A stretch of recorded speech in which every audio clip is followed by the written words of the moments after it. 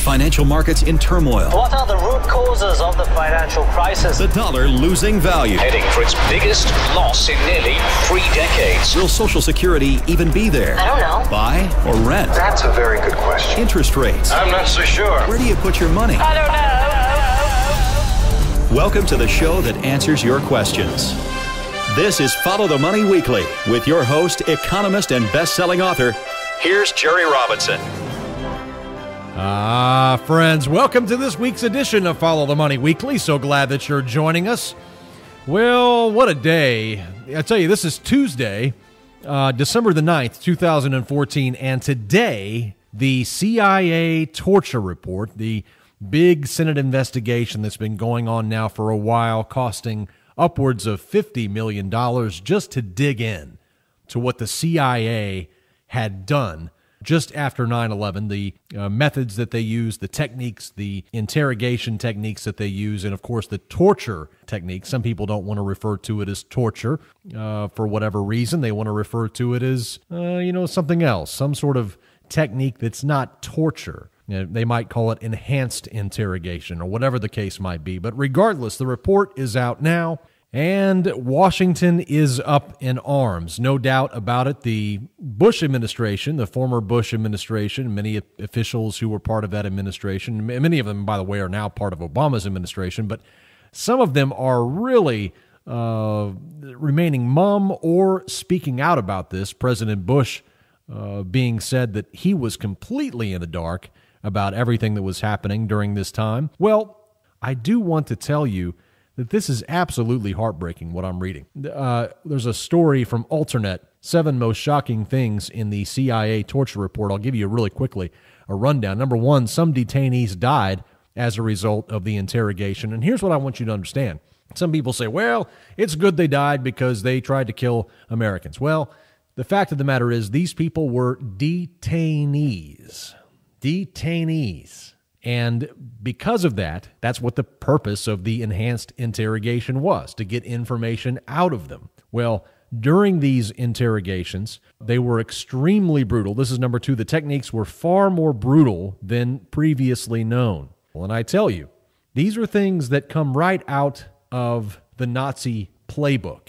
I know that's hard to hear, especially for those of you who are extremely patriotic and you believe this nation to be a Christian nation.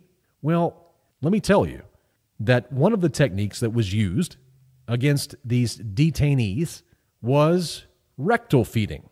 Rectal feeding. I don't even have to describe that to you. That is something that you would hear in the Inquisition or perhaps in Nazi Germany. Some mad scientist. Rectal feeding. This is what the CIA has done.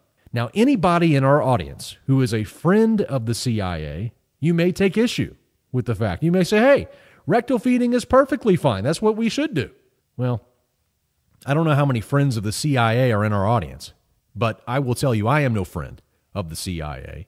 I am no friend of the NSA, who spies indiscriminately upon the entire globe. I'm no friend of the TSA that gropes grandma when she goes to the airport.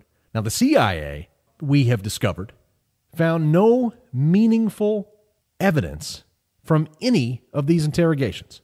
Not a single life was saved as a result of all of these interrogations, which is unbelievable. The interrogations in many cases lasted for days on end, depriving detainees of sleep for up to a week, leaving prisoners in prison so cold that one suspect, and I stress that word, not convict, but one suspect, essentially froze to death in an extremely cold dungeon-like room. None of the information, in fact, was able to stop any kind of attack upon the United States. And in fact, many times, the detainees were so eager to get the torture to stop, because in many cases they didn't know anything, that they began to make things up. One suspect in particular began to talk about how, yes, he was recruiting black people for Al-Qaeda in Montana. Montana, by the way, has a black population of 1%. So that was a very clear and obvious, ridiculous statement. And it was just on and on. All of these crazy allegations have now been confirmed against the CIA. This is a black mark on the United States of America, but it's not the only black mark. It's just another black mark. But the techniques as they're being described are much more than just waterboarding. That, in fact, was what the CIA had said. Yeah, we waterboarded a few people. Well, these interrogation practices included, as I mentioned, exposure to cold temperatures, slapping, sleep deprivation. I also told you about rectal feeding. I mean, the list goes on and on and on. People standing on broken legs, walking on broken legs, solitary confinement for far too long. So that's number 3 on this list. Other techniques used in addition to waterboarding. Number 4, the CIA's use of its enhanced interrogation techniques was not an effective means of acquiring intelligence or gaining cooperation from detainees. We didn't even get any good intelligence out of all of this, as I've already mentioned. Number 5, the CIA lied about the effectiveness of their enhanced interrogation techniques. Number 6, inexperienced contract psychologists devised the techniques. I repeat that. Inexperienced contract psychologists devised the techniques. This is because during that time, the CIA had outsourced much of its operations related to this program. And number 7, those who were not suspects were interrogated. Of the 119 known detainees, at least 26 were wrongfully held and did not meet the detention standard. One of these individuals was described as an intellectually challenged man whose CIA detention was used solely as leverage to get a family member to provide information. Now the U.S. is warning about blowback. And let me tell you this, nations like China and Russia, who have long been subject to hearing us lecture them about human rights, boy, this is not good, is it? This doesn't really work out that well. One day, I do believe that China, Russia, one of these countries, is going to lash out against the United States. There will be war. And based upon all the evidence that these countries are now getting about the wickedness of the CIA and the NSA, they are going to feel justified whenever they begin to fight against us. And that's such a terrible tragedy that the United States, which has lectured so many people around the world, now has its dirty laundry on display for everyone to see. Of course, President Bush has rushed out to admit that he had no clue as to what was going on. He was completely left in the dark, as if that is supposed to somehow redeem him from this. In fact, what it does is it makes him look like an inept leader in the fact that he wasn't able to understand what was happening in his own administration. Underneath his own watch, things were happening and he did not know. That is the story, not the story of, well, Bush didn't know. No, Bush did not know, and that was a sin on his part, in my opinion. If you're leading the country, you're supposed to know those things. Isn't that the standard that they hold Obama to? Isn't Obama supposed to know every little detail about every single little thing? But when Bush doesn't know that we were rectal feeding detainees, well, we just didn't know. He just didn't know. How was he supposed to know? Meanwhile, speaking of President Obama, he's come out detailing more about the CIA torture report and stating that he will never allow what happened during that time to happen again. Oh, isn't that great, Mr. Obama? Mr. Drone King, who has now killed upwards of 100 children through drone strikes in Pakistan. And he's not going to allow these torture techniques to go on anymore. Friends, I just want to tell you something. You don't want to be that person who lived in Nazi Germany and who thought it was okay that they were burning Jews because they weren't white, or they hurt our economy. And likewise, you don't want to be that guy in the American empire who says, yeah, it's okay to rectal feed Muslims. It's okay to torture them. It's okay to do these things. You really don't want to be that guy, do you? You really don't. I don't want to be that guy.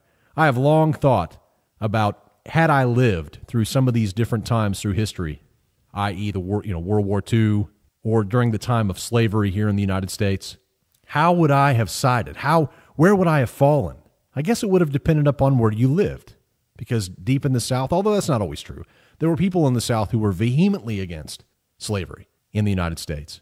But now you have that opportunity, friends. You have an opportunity. You have in front of you a torture report. They're not even calling it anything else. A CIA torture report. And now here comes the spin. Here comes the Fox noise, and here comes the MSNBC, and they're all going to try to distort and make it sound political. And God forbid that the media convinces you that it's okay for your government to rectal feed its enemies. God forbid that we go along with this. Mr. Obama says he wants to end this kind of torture. Well, if he's really serious about it, why not take those who were involved in these torture techniques and bring them to justice? That might end it in the future, no? A slap on the wrist for torture? Well, ain't that America?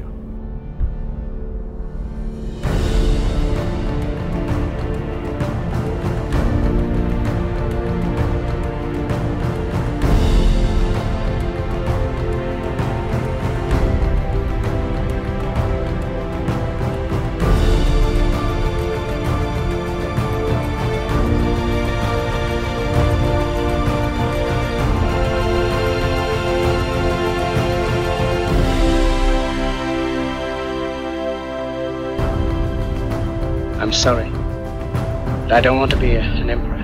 That's not my business. I don't want to rule or conquer anyone. I should like to help everyone if possible. Jew, Gentile, black man, white. We all want to help one another. Human beings are like that.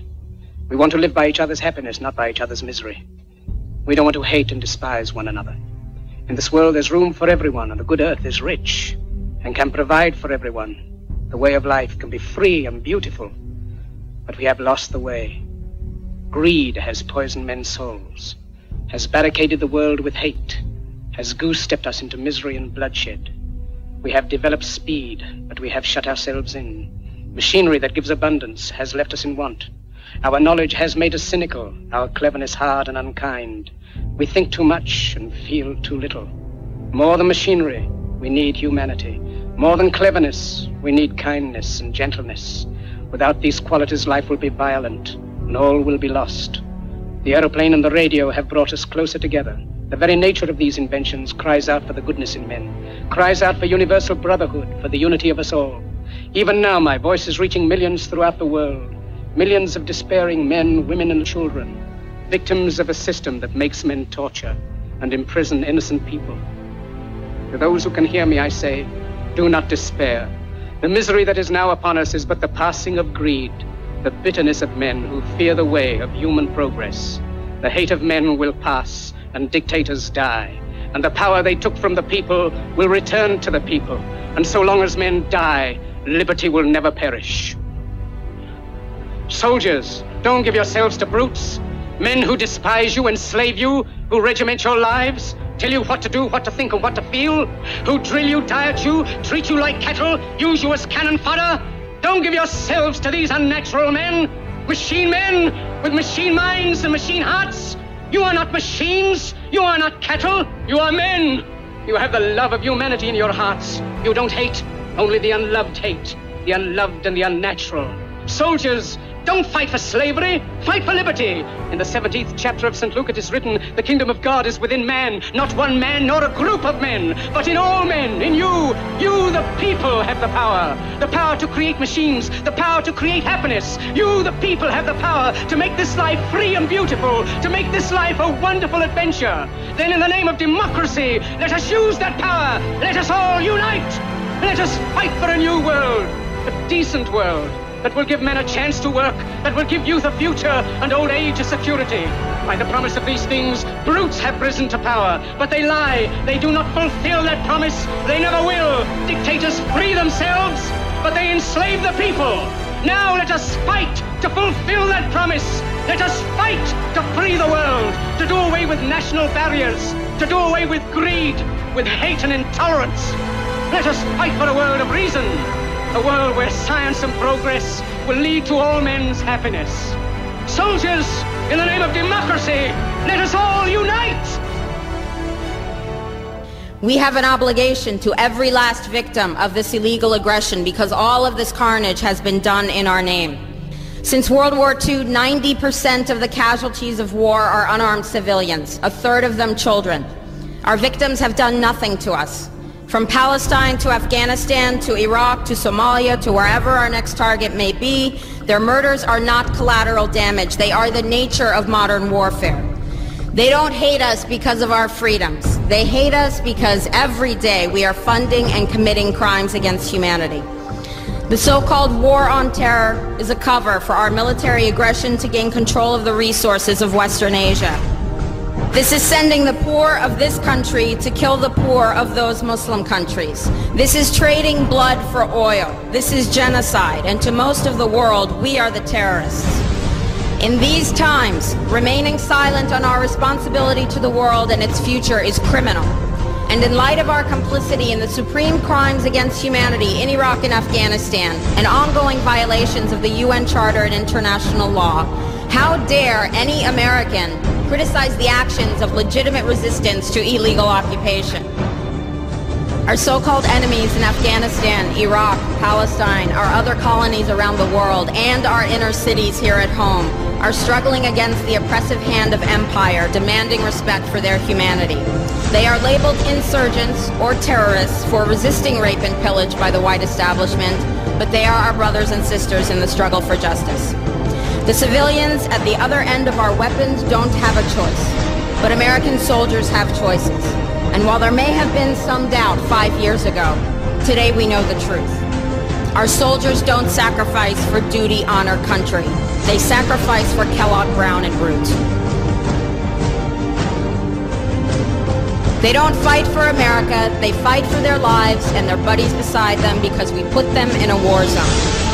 They're not defending our freedoms. They're laying the foundation for 14 permanent military bases to defend the freedoms of ExxonMobil and British Petroleum. They're not establishing democracy. They're establishing the basis for an economic occupation to continue after the military occupation has ended.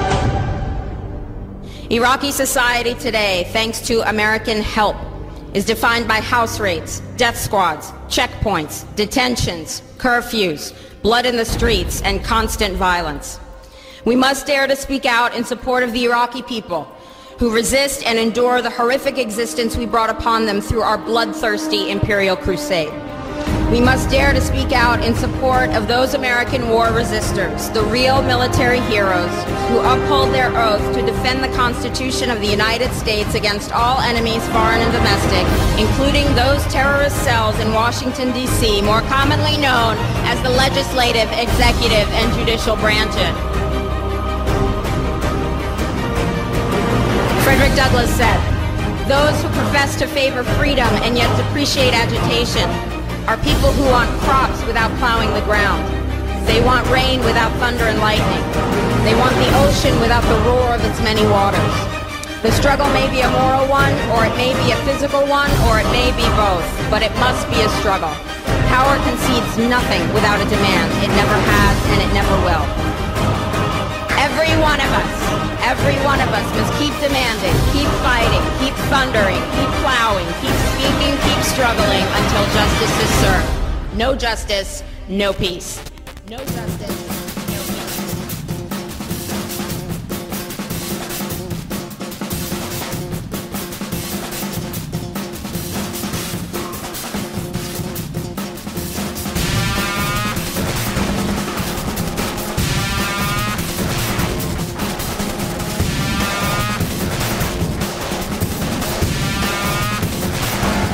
September 11, 2001.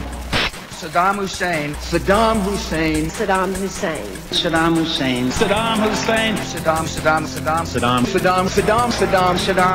Saddam Saddam Saddam Hussein. War and danger. Continuing danger. Hour of danger. Very, very dangerous world. A grave new threat. Horrific acts of atrocity. Murderous regimes. Dedicating to killing us. Tyranny and terror. Slaughtered thousands. Weapons of mass destruction. Weapons of mass destruction. Weapons programs. The deadliest of weapons. Terrible weapons. Nuclear weapons. Nuclear weapons. Poison gas. Torture chambers. Mass graves. Deadly technologies. Radical ideology of hate. Terror of threats. Terror. Terror. War on terrorism. War against terrorism. Global terrorism.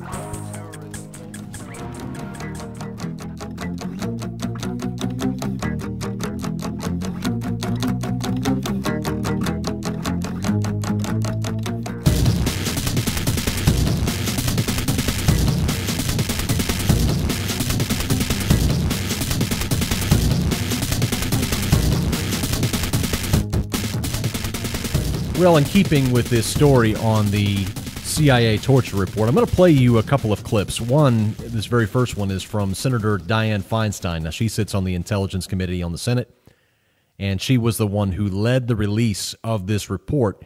Of course, because she is a Democrat and because she is a fairly well-known liberal Democrat with strong politicking in her past, some have attempted to reduce this to simply a political move upon the part of the White House and a part of the Senate Democrats.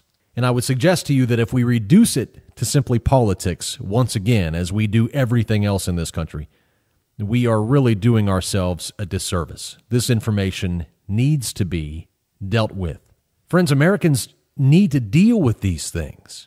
The NSA, as we know, who was revealed, is spying not only upon you and I, but also upon everybody else practically on the planet. And Americans have decided to not do anything about that.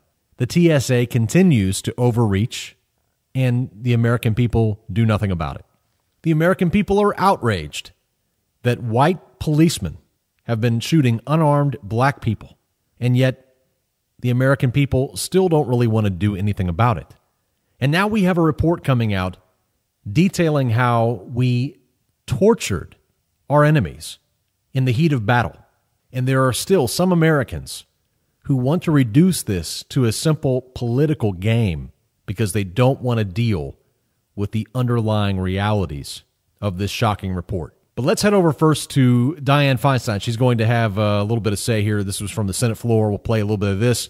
We'll also play you a clip from John McCain and Lindsey Graham, the two stooges there who are always trying to pump up new wars for the United States. However, McCain brings a little interesting perspective considering that he was a torture victim during the Vietnam War. And so it'll be interesting to hear his comments as well as Mr. Graham. Let's cue up the Feinstein clip. Let's roll that tape right now. The interrogations of CIA detainees were absolutely brutal, far worse than the CIA represented them to policymakers and others. Beginning with the first detainee, Abu Zubaydah, and continuing with numerous others, the CIA applied its so-called enhanced interrogation techniques in combination and in near-stop fashion for days and even weeks at a time on one detainee. In contrast to CIA representations, detainees were subjected to the most aggressive techniques immediately, stripped naked, diapered, physically struck, and put in various painful stress positions for long periods of time. They were deprived of sleep for days, in one case up to 180 hours.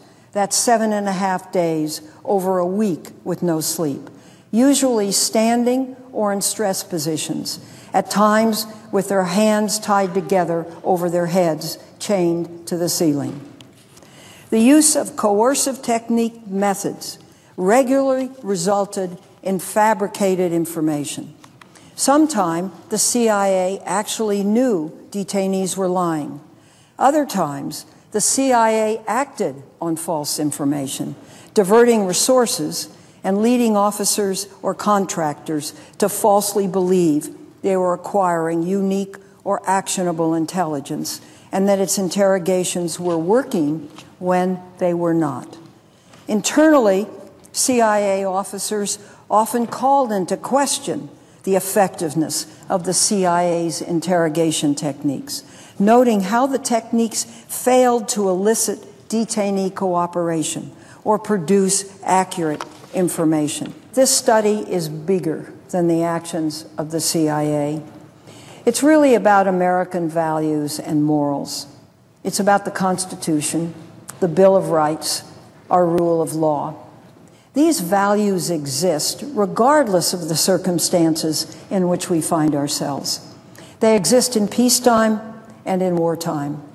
And if we cast aside these values when convenient, we have failed to live by the very precepts that make our nation a great one. There's a reason why we carry the banner of a great and just nation. All right, so there was Senator Dianne Feinstein speaking on the Senate floor, followed by John McCain, Senator John McCain, the Republican there from Arizona. He rose to have a few comments. Let's play a clip of his statement. Let's roll that tape now. I have read the executive summary, and I also have been briefed on the entirety of this report. I rise in support of the release, the long-delayed release, of the Senate Intelligence Committee's summarized unclassified review of the so-called enhanced interrogation techniques that were employed by the previous administration to extract information from captured terrorists. It's a thorough and thoughtful study of practices that I believe not only failed their purpose to secure actionable intelligence to prevent further attacks on the U.S. and our allies, but actually damaged our security interests as well as our reputation as a force for good in the world. I believe the American people have a right, indeed responsibility, to know what was done in their name, how these practices did or did not serve our interests, and how they comported with our most important values. I commend Chairwoman Feinstein and her staff for their diligence in seeking a truthful accounting of policies I hope we will never resort to again. I thank them for persevering against persistent opposition from many members of the intelligence community, from officials in 2 administrations, and from some of our colleagues. The truth is sometimes a hard pill to swallow. It sometimes causes us difficulties at home and abroad. It is sometimes used by our enemies in attempts to hurt us. But the American people are entitled to it nonetheless. They must know when the values that define our nation are intentionally disregarded by our security policies, even those policies that are conducted in secret, they must be able to make informed judgments about whether those policies and the personnel who supported them were justified in compromising our values, whether they served a greater good, or whether, as I believe, they stained our national honor, did much harm and little practical good. What were the policies? What was their purpose? Did they achieve it? Did they make us safer, less safe, or did they make no difference? What did they gain us? What did they cost us? The American people need the answers to these questions. Yes, some things must be kept from public disclosure to protect clandestine operations, sources, and methods, but not the answers to these questions. By providing them, the committee has empowered the American people to come to their own decisions about whether we should have employed such practices in the past and whether we should consider permitting them in the future. Well, it's not surprising to hear Senator McCain speaking out against this report, despite the fact that Republicans are attempting to do something about this report to create some damage control. But again, with McCain's past, having been tortured during wartime, it would have been extremely inconsistent for him to have come out and supported the use of violations against the Geneva Convention as a good tactic for the CIA. Finally, I have one more clip, and this is of Senator Lindsey Graham from South Carolina, Republican. He spoke for several minutes during the exchange, and he added something that is terribly confusing and unfortunate in the fact that it sounds as if the Senate is ready to brush all of this under the rug and not really deal with this situation, simply to learn from it. But I don't know how you can really learn from it if there are no ramifications from it. Some are warning that we're going to have attacks upon the country because of this report. And I would suggest that this report is just one of many reasons why we would have attacks. I think it's interesting how some people do not believe in blowback until it's politically convenient for them. In this case, they're saying, oh, there are people overseas who are becoming angry at us because of this information that was released, and therefore they're going to attack us. But yet, Whenever people suggest that countries operate according to blowback, they get upset at something the U.S. does, and then they react, it's considered foolish. For example, 9/11.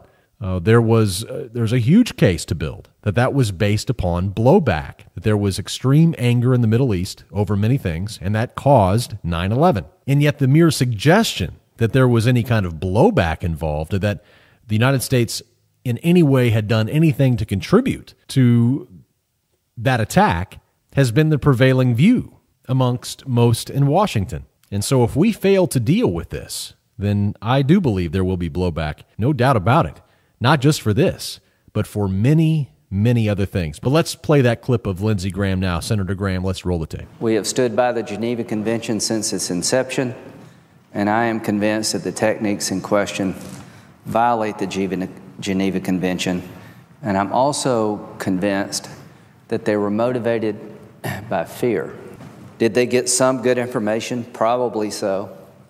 Has it been a net loser for us as a country? Absolutely so. All I can say is that the techniques in question were motivated by fear of another attack, and people at the time thought this was the best way to defend the nation. I accept that on their part. Friends, this is a black mark upon the nation, a stain upon America's national honor. And we can only pray that the good people of this nation will rise up and demand remedies to the injustices that have been exposed through the CIA torture report. If America claims to live by a different standard, then it should act according to a different standard. And while I fear that this news item is simply going to pass away and move right into the dustbin of the 24-hour news cycle before the sun sets, I am also confident that those who highly esteem and prize this nation will do the right thing and not just put an end to torture by our intelligence agencies and force them to live within their own guidelines that they preach and demand others to follow, but that citizens would also demand change in other matters like the NSA and the TSA and the excessive police brutality that is just simply growing out of control. It's time to correct course, friends. And if you're still uncertain about how you should view this CIA torture report, just flip the picture. Imagine that your son, that your daughter, or that you yourself were detained by the Chinese government and tortured by the Chinese government, and ask yourself, would you be okay with that? And would you want the country to be okay with that? Sadly, the apathy that infects our nation is just another sign of our terminal decline.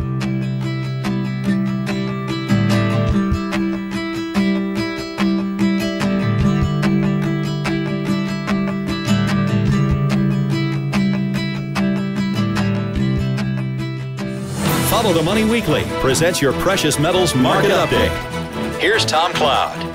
Well, there's not a whole lot to say today that I didn't say last week. Last week I was pretty strong in telling people what an opportunity silver is, and I went through all the reasons why. So if you didn't hear it, certainly you could go to FTM and try to re-listen to that. But today I just want to hit a few points, and some of them are what we call house cleaning and house issues, and others are economic issues. But we did get the announcement Monday morning that the U.S. Mint, we can start taking gold orders on the 5th of January for 2015 gold. For the few of you out there that buy a new date every year, we can start taking the gold on the 5th. Will be the first day we can lock in, and January the 12th will be the first day we can lock in 2015 Silver Eagles. So we'll be ready for that. But the one thing that I mentioned at the end last week, and we just got a report from Mitsubishi and there who we get our palladium and platinum from, and every year they call it, the last 2 years they call palladium as the number one metal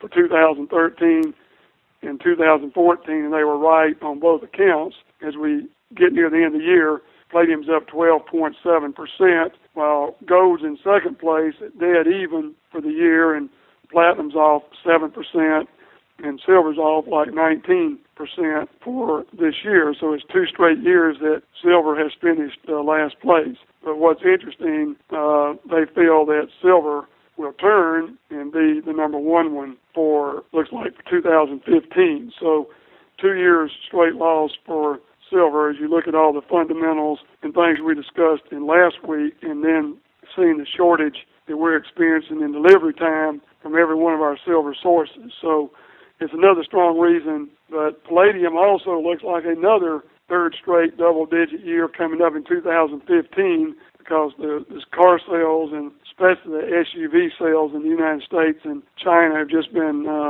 through the roof. And that looks like it's going to continue with decent economic information coming out worldwide. So I think you will see palladium have its third straight positive year next year, and we just, now that the mines are closed in Russia until March, April, or May of next year, and all the current inventory is either being sold by the Russian government or coming out of South Africa, and they continue to have labor problems even though part of it has been settled. But I think the biggest story today, two more short stories, is this oil battle going on where oil's been driven down to a 5-year low at $63 a barrel. We know that's being conducted with ISIS selling oil below market. We're seeing Saudi Arabia do it because they don't want to lose their market share, and it also hurts our American exploration people at this price. So I think that's going to break next year, and I do think oil will have a good year, which will be good for gold also. And then the dollar, we know it's closing in on the end. I just listened to an interview with David O'Byrne over in Europe over the weekend. He's with Gold Corp, and he's talking about what we don't realize in America is this year, in 2014, if you were a Japanese citizen and you were buying gold, you'd be up 14.3% in gold. If you were living in Europe and you bought gold January the 1st, today you'd be up 12.3%. And in England, you'd be up 5.8%, while in America, we're dead even. The year started at 1205, and we're at 1205. So the difference, they're having the experience that we had from 2000 to 2012, they have a fall in currency. We had a fall in currency for 12 years. Now we've had a strong currency for 2.5 years, and we're seeing no returns in metals. But we all know that we have the worst debt problem in the world, and we also know that any minute China is prepared to sell the treasuries and send the dollar spiraling straight down. I don't think there's any economic person in the world that doesn't think that's going to happen. What we don't know is when. So when it does happen, then you're going to have these reversal figures, because in the first 12 years of this bull market, when gold was up 500%, every 1% the dollar went down, gold was going up 11 or 12%. So now we've had it go down about 30% on the same ratio as the dollar went up. So when it does turn back around, every time the dollar drops a point, you're probably going to see, 6 to 12% increase in the price of gold. So, and of course, that relates to silver, platinum, palladium too, because you're going to be buying it and following its appreciation or losses in the dollar, because that's where you live and what you're denominated in. So just realize that this thing is near a turn. It could be another 1.5 or 2% up, some analysts think, before the dollar takes a nasty turn. And then the last thing I want to mention is this: the repatriation of gold is accelerating. And if there's any person out there listening to this that doesn't think this is a major story, you're badly mistaken, because all you have to do is look at 2000.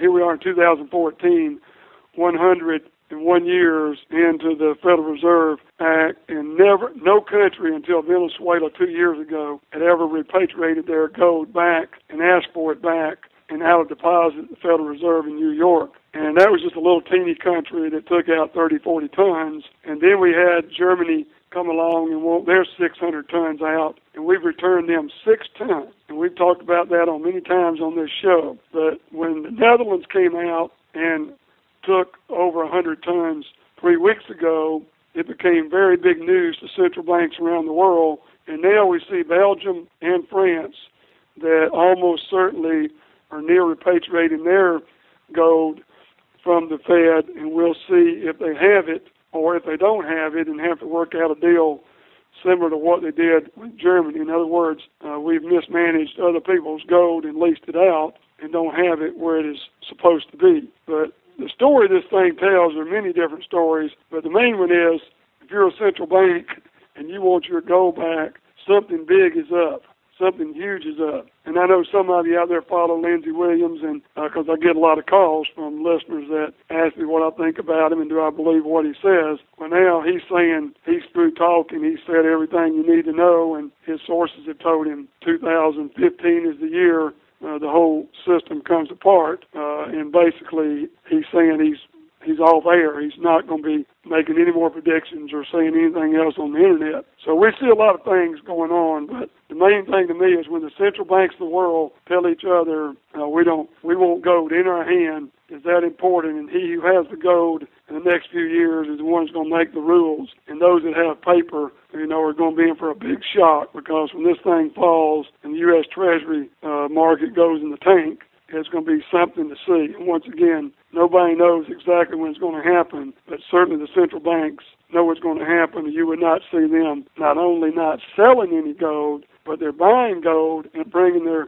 gold home. And if you don't do that, just research the commercial market for 400-ounce and 100-ounce gold bars and see what kind of delay there is for people trying to buy those, and not the kind of things that I sell to you, kilo gold bars and below, but I'm talking about the 100-ounce bars and the 400-ounce commercially traded bars.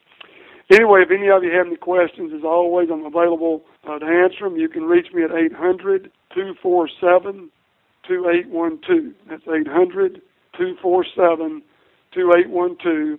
If you're not getting our email blast, you can sign up with those at ftmdaily.com and go to the Precious Metals button, and we don't share your email with anybody. If you don't like the service, you can unsubscribe. It's very confidential. And then for those out there that are interested in a precious metals IRA, give us a call. We can help you set it up and tell you how to set it up and the fees and everything that you need to do if you've got an IRA you would like to put into physical precious metals. And then lastly, as always, the rare coins I would urge you to get out of if you're holding any as quickly as possible. As I mentioned last week, over the last 14 years, the Certified Coin Dealer Index for rare coins is up about 70%, while gold's up 450%, and I think that trend's going to continue. So I'd get moved into bullion and things that are going to go up or down based on the spot price and not a collector value that's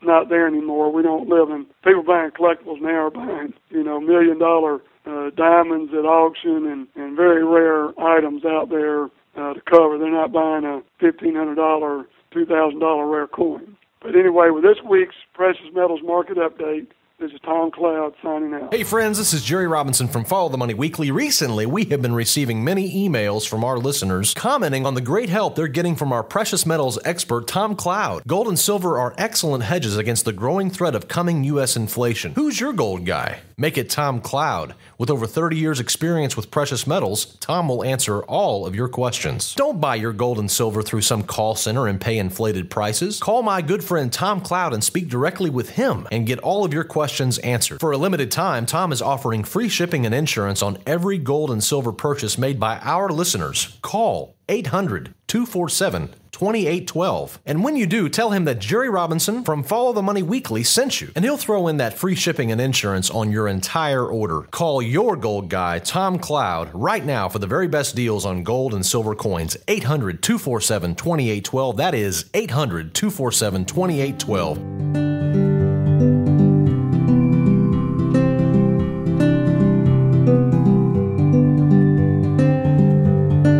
Well, friends, that brings us to the end of our program. Thank you so much for choosing to allow us into your life each and every Tuesday right here on this broadcast.